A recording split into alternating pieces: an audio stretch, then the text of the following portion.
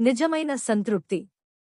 ఒక చిన్న గ్రామంలో రాముడు అనే కుర్రాడు జీవించేవాడు.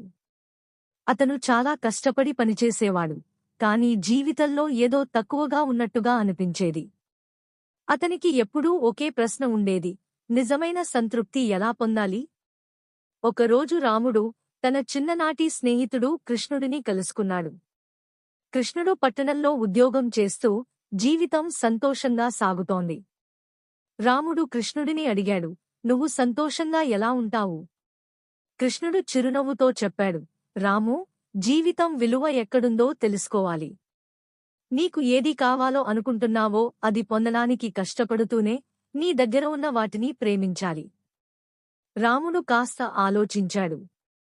అంటే మనం ఎప్పుడూ కలలు కనడం మంచి విషయమే. కాని మన దగ్గర ఉన్న దానితో ఆనందం పొందలేకపోతే మనసు ఎప్పుడూ అసంతృప్తంగానే ఉంటుంది అని కృష్ణుడు చెప్పాడు.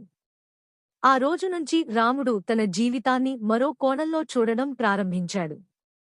అతని చిన్న చిన్న విజయాలను ఆనందంగా స్వీకరించాడు. తనకున్న కుటుంబాన్ని, స్నేహితులను ముద్దాడాడు. కొన్ని నెలల తర్వాత రాముడు తన దృష్టితోనే తన జీవితాన్ని మార్చుకున్నాడు. ఇప్పుడు అతను కష్టపడి పనిచేస్తూనే తన చిన్న విజయాలను ఆస్వాదిస్తూ జీవించేవాడు. మూలం: ఆనందం అనేది బాహ్య ప్రపంచంలో కాదు, మన హృదయంలో ఉంటుంది. పాఠం: మనం సంతోషం కోసం ఎక్కడికైనా వెతకవచ్చు, కానీ అది మన దగ్గరే ఉంటుంది.